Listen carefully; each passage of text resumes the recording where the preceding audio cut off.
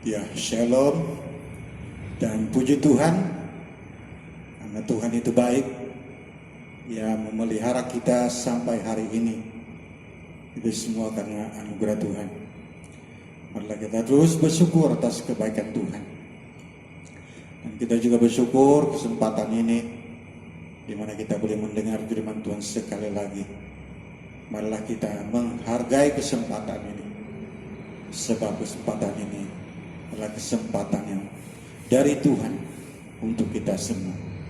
Marilah kita berdoa, saudara-saudara sekalian, sebelum kita mendengar firman-Nya. Kita berdoa.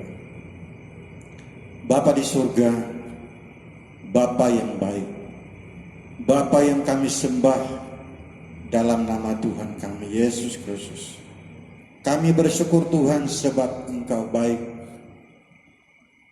Maka karena Engkau baik, kami senantiasa diberkati, kami senantiasa dilindungi dan dicukupi dalam apapun yang kami perlukan.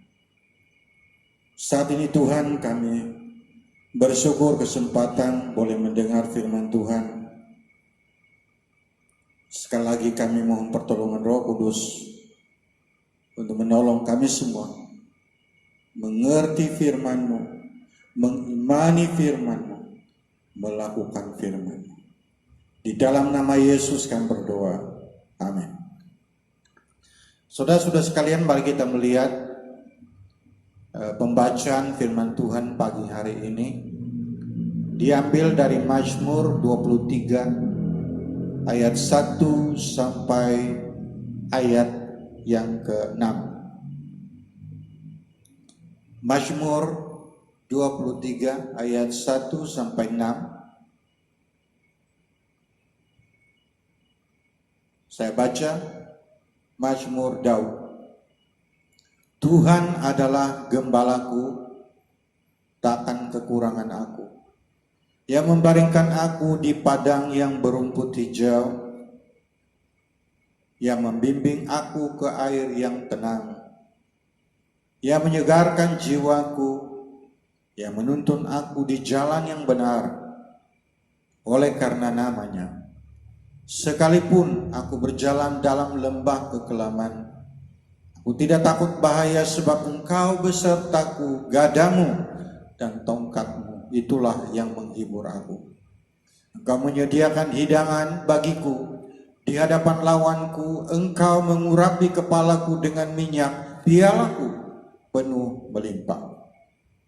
Kebajikan dan kemurahan belaka akan mengikuti aku seumur hidupku, dan aku akan diam dalam rumah Tuhan sepanjang masa. Demikian jauhnya pembacaan firman Tuhan. Nah, saudara-saudara sekalian, tema firman Tuhan yang akan kita renungkan bersama pagi hari ini adalah tema yang sudah sedia ada dalam pasal yang ke-23 Mazmur ini, yaitu Tuhan Gembala yang baik. Saudara-saudara sekalian di dalam Tuhan, Mazmur 23 ini adalah Mazmur yang ditulis oleh Raja Daud lewat pengalaman-pengalamannya. Nah, saudara-saudara sekalian dalam Tuhan, selalunya bila kita ingat Daud, kita ingat dia sebagai raja.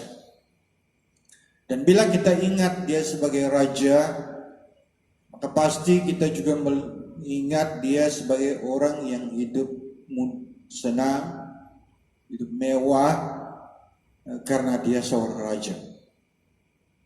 Tetapi saudara-saudara sekalian, sebenarnya Daud mengalami bermacam-macam pergumulan, segala macam kepahitan dalam hidupnya. Dia sudah melalui semua asam garam dalam sepanjang kehidupannya. Karena sebelum dia menjadi raja,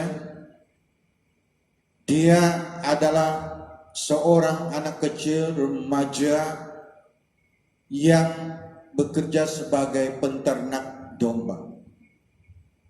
Berarti dia pernah mengalami kehidupan sebagai gembala yang tiap hari saban hari bersama dengan domba-dombanya.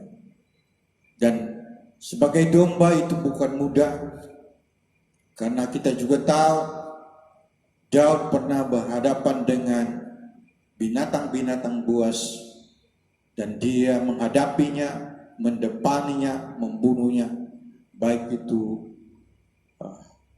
singa maupun beruang dan apapun binatang-binatang liar yang ingin menerkam domba-domba ternakannya. Jadi itu bukan suatu pekerjaan yang mudah, dan itu pekerjaan yang juga mengancam nyawanya. Dan kita juga tahu sebelum Daud menjadi raja, dia pernah dikejar-kejar, mau dibunuh berulang-ulang kali oleh Raja Saul. Dan sehingga dia melarikan diri ke hutan-hutan belantara dan bermalam di gua-gua untuk menyelamatkan diri. Dan itu bukan mudah, itu penuh dengan ketakutan, itu penuh dengan kepahitan dan pergumulan. Demikian juga kita tahu bahwa dia pernah dikejar mau dibunuh oleh anak kandungnya sendiri, Absalom. Dan itu juga membuatkan dia harus melarikan diri, meninggalkan istana, dan sekali lagi ada di hutan belantara, ada di padang gurun untuk menyelamatkan diri. Jadi nyanyian yang ditulis oleh Daud di mana berkata Tuhan adalah gembalaku adalah sebuah nyanyian yang dia tulis lewat segala pergumulan hidupnya. Dan akhirnya setelah dia melalui semua pahit manis dan segala macam pergumulan hidup, dan dia menulis, dia mengakui bahwa Tuhan adalah gembala yang baik yang sudah memelihara dia sepanjang hidupnya dalam melewati segala macam keadaan. Akhirnya Daud mengakui Tuhan adalah gembala yang baik. Saudara-saudara sekalian di dalam Tuhan, kita juga punya pengalaman yang banyak, walaupun tidak sama dengan Raja Daud, tetapi ada banyak hal yang sama soal kita mengalami kesusahan, mengalami penderitaan, mengalami kepahitan, mengalami pergumulan dan sebagainya. Termasuk masa-masa sekarang ini, PKP, MCO, di mana seluruh dunia dilanda oleh COVID-19. Dan kita juga di Malaysia turut mengalami impak langsung daripada virus ini. Nah, kehidupan kita menjadi sukar, sulit, penuh pergumulan lebih daripada hari-hari sebelumnya. Saudara-saudara sekalian dalam Tuhan, semoga kita juga semua setelah melewati segala pergumulan ini dan pergumulan-pergumulan yang masih ada di depan, kita masih percaya bahwa Tuhan adalah gembala yang baik. Amin. Tuhan adalah gembala yang baik. Saudara-saudara sekalian, bila kita melihat di dalam Alkitab, kita melihat bagaimana Tuhan memang layak disebut sebagai gembala. Dan tidak sekadar gembala, dia adalah gembala yang baik. Untuk hal ini saudara-saudara sekalian, kita akan melihat beberapa hal. Dan yang pertama, saudara-saudara sekalian, poin yang pertama kita belajar lewat tema ini adalah Tuhan pembekal segala keperluan kita. Tuhan pembekal segala keperluan kita. Mari kita melihat di dalam Kejadian pasal yang pertama ayat yang ke-29. Kejadian pertama ayat 29 dikatakan, berfirmanlah Allah, lihatlah aku memberikan kepadamu segala tumbuh-tumbuhan yang berbiji di seluruh bumi dan segala pohon-pohonan yang buahnya berbiji, itulah akan menjadi makananmu. Saudara-saudara sekalian, bagian yang kita baca ini adalah bagian yaitu dari Kejadian pasal 1 yang merupakan kisah mengenai penciptaan langit dan bumi dan segala isinya. Bila kita melihat pasal pertama Kejadian ini, kita melihat bagaimana Allah dari hari pertama sampai hari kelima, ya, Dia menciptakan segala sesuatu, ya, baik itu penerang siang dan malam, pohon-pohonan, hewan-hewan, air, laut, dan sebagainya. Tuhan menciptakannya selama 5 hari, yaitu dari hari yang pertama sampai hari yang kelima. Kemudian pada hari yang ke-6 barulah Tuhan mencipta manusia, yaitu Adam dan Hawa. Saudara-saudara sekalian, mungkin kita tertanya-tanya, mengapakah Tuhan mencipta Adam dan Hawa pada hari yang ke-6? Bukankah manusia adalah ciptaan yang terunggul dari segala ciptaan yang ada?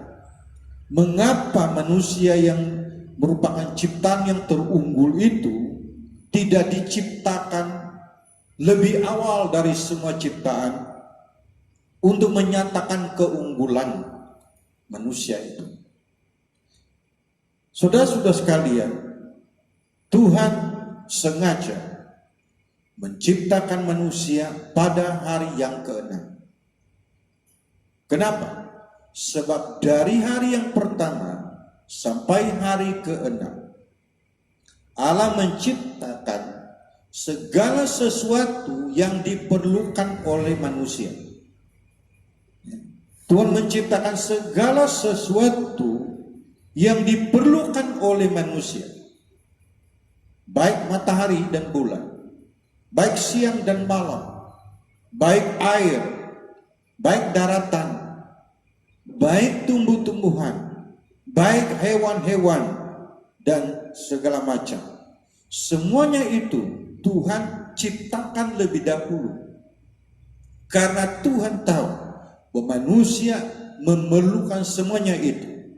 Dan sehingga kita dapat lihat bahwa Allah telah menciptakan segala sesuatu, telah menyediakan segala sesuatu yang diperlukan oleh manusia, dan sesudah itu barulah Tuhan menciptakan manusia. Setelah segala sesuatu yang diperlukan oleh manusia sudah diciptakan oleh Tuhan lebih awal. Karena Tuhan mengetahui bahwa manusia yang bakal Dia ciptakan itu mempunyai keperluan dan bermacam-macam kebutuhan. Maka itu Tuhan menyediakan semuanya. Dan sesudah semua disediakan, barulah Tuhan berkata, marilah kita menjadikan manusia. Saudara-saudara, demikian Tuhan, ya, adalah pembekal di dalam segala keperluan. Dan kita melihat bagaimana segala ciptaan yang Tuhan ciptakan sebelum Allah menciptakan umat manusia, semuanya itu adalah untuk kepentingan makhluk yang bernama manusia. Dan sesudah Allah menciptakan segala sesuatu, maka kita melihat Allah menciptakan manusia, dan sehingga sudah tersedia keperluan manusia termasuk makanan. Dan ayat yang kita baca tadi, Tuhan beritahu, aku memberikan kepadamu segala tumbuh-tumbuhan yang berbiji di seluruh bumi dan segala pohon-pohonan yang buahnya berbiji. Itulah yang menjadi makanan. Tuhan menciptakan segala makanan manusia, dan sesudah itu baru Tuhan menciptakan manusia. Demikian Tuhan begitu memperhatikan manusia, dan sehingga Dia menyediakan segala keperluan manusia. Dan kalau kita bercakap lebih daripada itu, tidak sekadar itu yang Tuhan berikan. Kita tahu bahwa karena Allah begitu mengasihi kita, sehingga Yesus Kristus anak yang tunggal pun diberikannya bagi dunia, supaya olehnya kita diselamatkan. Demikian Allah begitu mengasihi kita dan membekalkan segala keperluan kita, baik keperluan jasmani, terlebih keperluan secara rohani. Hal yang berikutnya, saudara-saudara sekalian, bila kita melihat setelah Allah menjadikan segala sesuatu bagi umat manusia, kita belajar satu perkara, bahwa Tuhan masih mau kita bekerja. Tuhan mau kita bekerja. Kita melihat di dalam Kejadian 1 ayat 28. Allah memberkati mereka, lalu Allah berfirman kepada mereka, beranak cuculah dan bertambah banyak, penuhilah bumi dan taklukkanlah itu, berkuasalah atas ikan di laut dan burung-burung di udara dan atas segala binatang yang merayap di bumi. Saudara-saudara sekalian dalam Tuhan, meskipun Allah sudah menciptakan segala sesuatu yang diperlukan oleh manusia, tetapi Tuhan tidak mau manusia itu menjadi penganggur. Tuhan tidak mau manusia itu tidak bekerja. Dia mau manusia itu tetap bekerja, sekalipun di Taman Eden Tuhan sudah menyediakan segala sesuatu, tetapi Tuhan tetap mau Adam dan Hawa menjadi manusia yang bekerja. Kita melihat di sini bagaimana perintah Tuhan dikatakan berkuasalah atas ikan-ikan di laut, ya.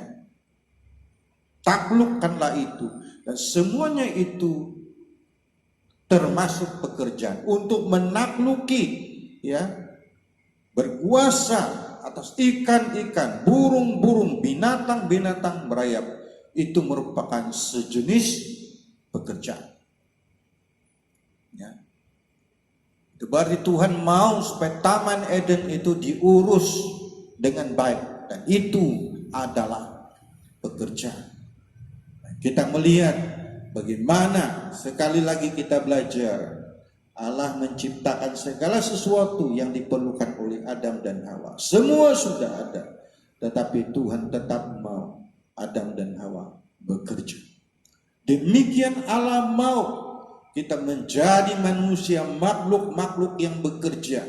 Sekalipun Tuhan adalah gembala yang baik, Dia adalah pembekal segala berkat, baik berkat jasmani dan rohani. Tetapi Tuhan tidak mau kita jadi penganggur. Tuhan mau kita bekerja. Bila kita melihat di dalam Keluaran 20 ayat yang ke-9 dan 10. Keluaran 20 ayat 9 dan 10. 6 hari lamanya engkau akan bekerja dan melakukan segala pekerjaanmu, tetapi hari ketujuh adalah hari Sabat Tuhan Allahmu. Maka janganlah kamu melakukan suatu pekerjaan, engkau atau anakmu laki-laki, atau anakmu perempuan, atau hambamu laki-laki, atau hambamu perempuan, atau hewan, atau orang asing yang di tempat kediamanmu. Saudara-saudara sekalian, di dalam hukum 10, salah satu hukumnya adalah hormatilah dan kuduskanlah hari Sabat. Dan Tuhan mengatakan bahwa 6 hari lamanya kamu harus bekerja. 6 hari lamanya kamu harus bekerja.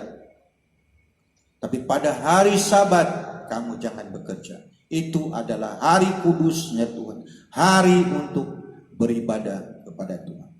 Saudara-saudara sekalian, inilah kehendak Tuhan. Tuhan mau kita sebagai manusia menjadi orang-orang yang bekerja. Tuhan mau kita rajin bekerja. Kita melihat di sini bagaimana Allah menciptakan 7 hari dalam 1 minggu. Dan Tuhan mau kita bekerja 6 hari. Kemudian pada hari yang ke-7 barulah Sabat. Sebenarnya saudara-saudara sekalian, pattern ini adalah cara kerja Tuhan. Tuhan mau kita meneladani Tuhan bekerja. Dia menciptakan langit dan bumi dan segala isinya selama 6 hari. Dan hari ke-7 Allah berhenti dari penciptaannya. Bukan karena dia lelah penat, ya, tapi dia ingin supaya itu menjadi hari kudus, hari Sabat, dan dia mau membuatkan umat manusia belajar dari itu untuk kita juga bekerja 6 hari lamanya, dan pada hari yang ke-7 adalah hari Sabat bagi Tuhan. Saudara-saudara sekalian, demikian kita melihat bagaimana Allah mau kita menjadi orang yang bekerja. Tuhan gembala kita, benar. Dia menyediakan segala yang perlu, benar. Tetapi Tuhan mau kita menjadi orang yang bekerja. Malah bukan sekadar bekerja, Tuhan mau kita rajin bekerja. Kita melihat di dalam Amsal 6 ayat 6 dan 7. Amsal 6 ayat 6 dan 7, firman Tuhan berkata, "Hai pemalas, pergilah kepada semut. Perhatikanlah lakunya dan jadilah bijak. Biarpun tidak ada pemimpinnya, pengaturnya, atau penguasanya." Firman Tuhan berkata, "Hai pemalas, pergilah belajar kepada semut." Saudara-saudara sekalian, kita semua tahu semut adalah satu serangga yang kecil, tetapi mereka adalah serangga yang rajin bekerja. Mereka tidak berhenti bekerja karena mereka harus menyimpan makanan. Karena pada waktu musim hujan, pada waktu cuaca musim sejuk, mereka tidak dapat pergi keluar untuk mencari makan. Maka itu masa yang ada selama hari-hari musim panas dan hari-hari yang sesuai untuk mereka bekerja. Mereka bekerja keras untuk mengumpul makanan sebagai bekal mereka untuk musim dingin nanti. Kita melihat saudara-saudara sekalian bagaimana serangga yang kecil ini, Tuhan berkata, "Hai pemalas, pergilah kepada semut, belajarlah daripadanya." Tuhan mau kita seperti semut yang rajin bekerja, yang tidak berhenti bekerja untuk mencari rezeki, ya, dimanapun yang Tuhan sediakan. Saudara-saudara sekalian, Tuhan mau kita menjadi orang yang bekerja, dan Tuhan tidak mau kita menjadi orang yang tidak bekerja. Bila kita melihat di dalam 2 Tesalonika 3 ayat 10. 2 Tesalonika 3 ayat 10. "Sebab juga waktu kami berada di antara kamu, kami memberi peringatan ini kepada kamu, jika seorang tidak mau bekerja, janganlah ia makan." Firman Tuhan melalui Rasul Paulus mengingatkan jemaat di Tesalonika. Dia berkata, jika seseorang tidak mau bekerja, janganlah ia makan. Saudara-saudara sekalian, itu berarti Tuhan mau manusia bekerja. Dan bila manusia bekerja, maka dia layak untuk makan. Manusia yang tidak bekerja tidak layak untuk makan. Firman Tuhan dengan jelas mengatakan, mereka yang tidak mau bekerja, jangan makan. Tuhan begitu tegas memerintahkan kepada kita sebagai manusia untuk bekerja dengan tekun. Ya, walaupun Tuhan adalah gembala yang baik. Gembala yang baik itu tidak membiarkan kita menganggur. Karena Tuhan tidak mau sifat penganggur itu. Tuhan mau kita rajin bekerja. Karena Tuhan kita adalah Tuhan yang bekerja. Bila kita melihat di dalam Yohanes pasal yang kelima ayat 17. Tetapi ia berkata kepada mereka, Bapakku bekerja sampai sekarang, maka aku pun bekerja juga. Yesus memberitahu, Bapakku di surga bekerja sampai sekarang. Allah tidak berhenti bekerja. Mencipta, memelihara, memberkati segala yang perlu bagi bumi dan umat manusia. Maka Yesus berkata, aku pun bekerja juga. Tuhan Yesus bekerja. Allah kita bekerja, tidak ada henti. Tuhan tidak hanya menyuruh kita bekerja, tetapi dia berkata, aku pun bekerja. Ya, Tuhan menyuruh kita bekerja, dia sendiri bekerja.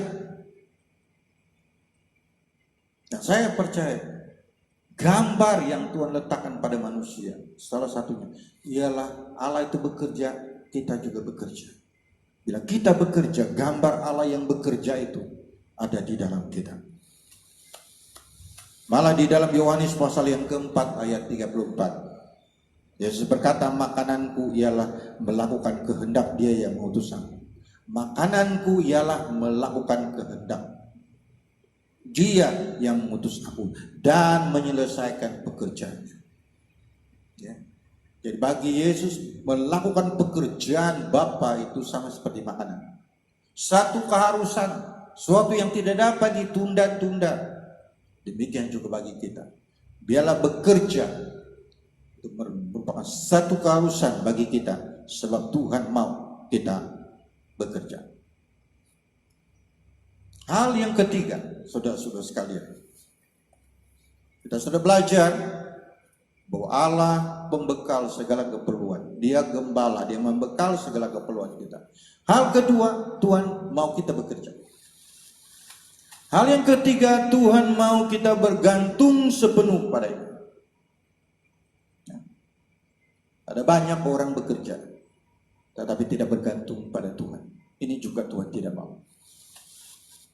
Karena bila kita bekerja tanpa bergantung kepada Tuhan, berarti kita bergantung kepada kemampuan yang ada pada kita. Dan kita boleh sombong karenanya. Ya. Di dalam Matius pasal yang ketiga, ayat 33, firman Tuhan berkata, carilah dahulu kerajaan Allah dan kemuliaannya, kebenarannya, maka semuanya itu akan ditambahkan kepadamu. Tuhan berkata, carilah dahulu kerajaan Allah. Cari pekerjaan, cari rezeki, itu memang Tuhan mau. Tuhan mau kita bekerja. Tetapi Tuhan berkata, cari dahulu kerajaan Allah. Utamakan Allah lebih dari semua. Ya, kita bekerja, kita menombor satukan Tuhan. Di dalam bekerja pun kita mengandalkan Tuhan. Kita berharap kepada Tuhan. Kita meletakkan Tuhan sebagai harapan kita. Dalam kita bekerja, mencari rezeki, kita tetap mendahulukan Tuhan. Kita selalu tahu, dan dalam kita seperti terdesak untuk mencari berkat-berkat, untuk mencari rezeki. Tapi Tuhan mau kita tangguhkan dulu semuanya. Kita cari kerajaan Allah, datang kepada Tuhan. Ya, baik kita mengawali pagi dengan mencari Tuhan, Baik sebelum kita bekerja mencari Tuhan, kita mau bekerja, kita mencari pekerjaan, kita terus mencari kerajaan Allah lebih dahulu dari dari apapun juga. Dan juga kalau kita lihat di dalam doa Bapa kami, Tuhan mengajar kita sesuatu. Di dalam ayat Matius 6 ayat 11, kita melihat di sana di mana Tuhan berkata, mengajar kita bagaimana berdoa. Dia berkata, berikanlah kami pada hari ini makanan kami yang secukupnya. Tuhan mengajar kepada kita bergantung kepada Tuhan tiap-tiap hari. Doa ini mengatakan, berikanlah kami pada hari ini makanan kami yang secukupnya. Pada hari ini. Setiap hari kita naikkan doa yang sama sebagai tanda ketergantungan kita kepada Tuhan. Tuhan tidak mengajar kepada kita untuk berdoa, berikanlah kami makanan kami sepanjang tahun ini dan tahun-tahun berikut dan 10 tahun akan datang, dan ya, kita tidak perlu berdoa lagi. Kita sudah berdoa untuk tahun-tahun yang ada di depan. Tuhan mengajar kepada kita, berikanlah kami pada hari ini makanan kami yang secukupnya. Tuhan mau kita bergantung kepada Tuhan setiap hari. Hari ini kita menaikkan doa, berikanlah kami makanan yang secukupnya pada hari ini. Besok kita naikkan doa yang sama. Mungkin kita bertanya, perlukah saya naikkan doa itu? Mungkin kita rasa, saya tidak perlu naikkan doa itu pun saya masih banyak makanan, masih banyak uang. Di bank masih banyak uang. Di almari es masih banyak makanan. Ya. Apakah masih saya perlu mengatakan berikankan aku makanan pada hari ini? Sedangkan kita tahu makanan besok juga ada, lusa juga ada, sudah ada. Tahukah saudara-saudara sekalian, apa yang ada pada kita sekarang hari ini tidak menjamin bahwa besok kita masih memilikinya. Boleh saja besok kita kehilangan segala sesuatu. Kita lihat beberapa waktu ada rumah mengalami kebakaran, kehilangan segala-galanya. Sebelum hari itu mereka memiliki banyak, segala-gala. Keesokan hari mereka kehilangan segala-galanya. Juga masa sekarang ini ada banyak orang yang kehilangan pekerjaan, kehilangan puncak pendapatan. Sebelumnya mereka hidup mewah, hidup mereka senang, tapi dalam sekelip mata semuanya itu diambil. Saudara-saudara sekalian dalam Tuhan, apa yang ada pada kita hari ini tidak menjamin besok itu masih ada bagi kita. Kita harus mempercayai Tuhan hari ini dan besok juga. Kita mengandalkan Tuhan setiap hari. Kita melihat bagaimana Tuhan, sekalipun Tuhan adalah gembala, Dia berjanji membekali segala yang kita perlu. Yang kedua, kita tahu ya, Tuhan mau kita bekerja. Tapi yang ketiga, poin ini yang kita belajar, Tuhan mau kita bergantung kepada, dalam kita bekerja, kita tetap bergantung kepada Tuhan. Hal yang keempat yang kita perlu tahu ialah berkat Tuhan bertaburan di mana-mana. Ada banyak berkat Tuhan bertaburan di mana-mana. Saudara-saudara sekalian di dalam Tuhan, masa PKP kita tahu ada ramai orang kehilangan pekerjaan. Dan kita juga mendengar bahwa ada berita mengatakan bahwa selepas perayaan Hari Raya Idul Fitri akan ada lebih kurang 2 juta rakyat Malaysia akan kehilangan pekerjaan. Kita harap itu tidak menjadi. Ramai orang moplis.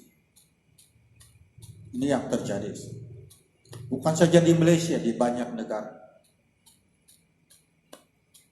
Ramai orang menjadi miskin secara tiba-tiba. Dari hidup mewah jadi hidup yang sangat miskin. Dan mencari sesuap nasi juga menjadi satu perjuangan. Dalam berarti kata kehidupan kita bukan lagi menjadi yang mudah. Tetapi saudara-saudara sekalian, kita harus tahu bahwa Tuhan gembala yang baik. Dia dapat memenuhi segala keperluan kita bila kita bergantung padanya. Di dalam keadaan yang mencabar sekarang ini, jika kita masih bergantung, berharap kepada Tuhan dan mengakui Tuhan adalah gembala dan mengandalkan Dia di samping kita bekerja apa yang mampu kita lakukan, saya percaya berkat Tuhan masih cukup untuk kita. Bila kita melihat sepanjang sejarah Alkitab, kita melihat bagaimana Tuhan memelihara umatnya. Lalu kita melihat bagaimana Tuhan memelihara bangsa Israel selama 40 tahun dalam perjalanan dari tanah Mesir menuju ke tanah perjanjian. Dan menurut ajian dikatakan orang Israel yang keluar dari tanah Mesir menuju ke tanah Kanaan itu sekitar lebih, ada yang bilang 1 juta, ada yang bilang lebih dari 1 juta orang. Bagaimana mereka hidup selama 40 tahun? Dari mana mereka boleh dapat makanan? Sedangkan mereka berangkat dari satu tempat ke satu tempat. Itu karena Tuhan memelihara mereka. Tuhan memberikan mereka mana, sejenis makanan yang turun dari langit.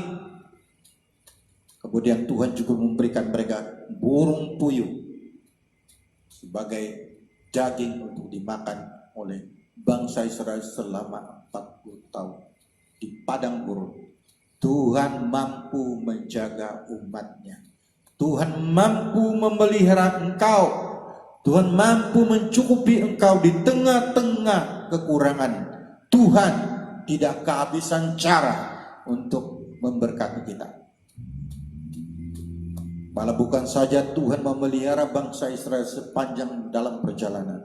Tuhan menjanjikan tanah Kanaan itu kaya madu dan susu. Menyatakan bahwa Tuhan menjaga sepanjang perjalanan menuju ke tanah Kanaan, dan bila mereka sampai di tanah Kanaan, tanah itu adalah tanah yang subur yang digambarkan penuh dengan madu dan susu. Tuhan demikian memperhatikan umatnya. Tuhan menyediakan segala yang diperlukan. Ingatlah Nabi Elia. Ya, ketika Nabi Elia ada di hulu sungai Kerit, sendirian di situ untuk berapa lama, bagaimana dia hidup. Di dalam 1 Raja-Raja 17 ayat 6, pada waktu pagi dan petang burung-burung gagak membawa roti dan daging kepadanya, dan ia minum dari sungai itu. Bagaimana Tuhan memelihara Nabi Elia. Tuhan mengatur burung-burung gagak membawa roti dan daging. Dari mana roti itu Tuhan saja tahu. Dari mana daging itu Tuhan saja yang tahu. Dan Tuhan dapat memakai burung gagak, burung-burung gagak,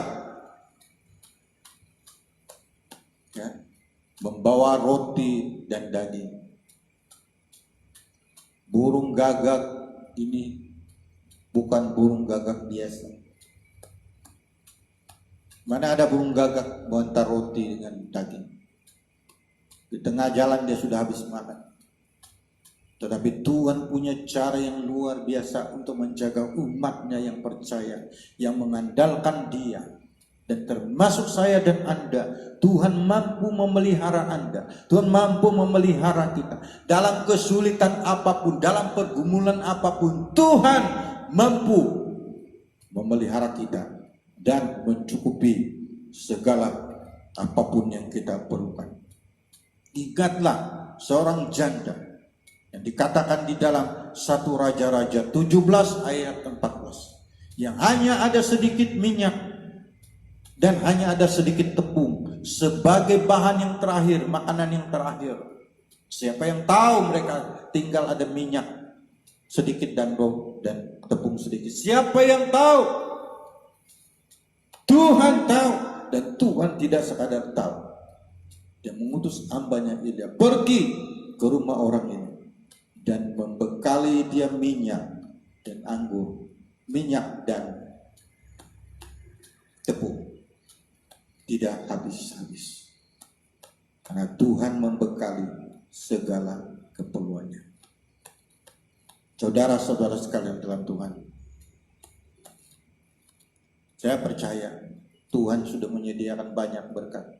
Tuhan menaburkan berkat di mana-mana. Kita hanya perlu rajin bekerja. Kita hanya perlu kreatif mencari peluang-peluang rezeki yang halal yang ada. Waktu PKP ini, ada banyak orang tidak dapat bekerja, tetapi di dalam mereka tidak dapat bekerja, mereka mencari bagaimana mereka boleh mendapat penghasilan. Ada banyak yang bercocok tanam sayur-sayuran. Ada banyak yang membuat kue dan menjual dan sebagainya. Ada banyak yang membuat bisnis secara online. Ya. Sebenarnya berkat Tuhan itu ada di mana-mana.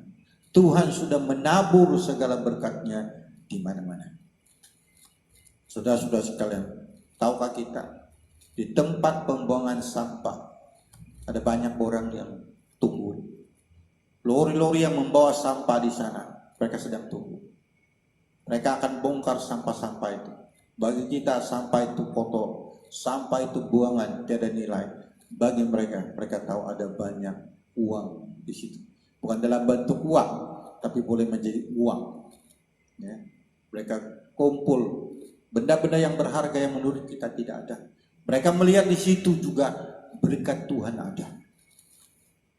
Sudah-sudah sekalian, berkat Tuhan ada di mana-mana. Kita hanya perlu bekerja, kita perlu tekun bekerja, kita perlu mengubah cara hidup kita. Ya, kita tidak dapat lagi hidup seperti hari-hari yang sebelumnya. Kita harus menyesuaikan diri dengan keadaan sekarang ini. Kita perlu menurunkan taraf hidup kita, ya, agar kita dapat menyerap semua tekanan yang ada. Dan lebih-lebih lagi, kita perlu menjadi orang yang tidak memilih pekerjaan. Jangan memilih pekerjaan sekarang ini. Sekarang ini adalah masa yang begitu sulit mencari pekerjaan. Lebih sulit lagi kalau kita memilih pekerjaan. Ya. Bagi mereka yang tidak memilih pekerjaan dan berharap pada Tuhan, saya percaya pekerjaan tetap ada. Saya tertarik dengan melihat satu cerita tentang seorang pilot muda dari Thailand, namanya Tenon.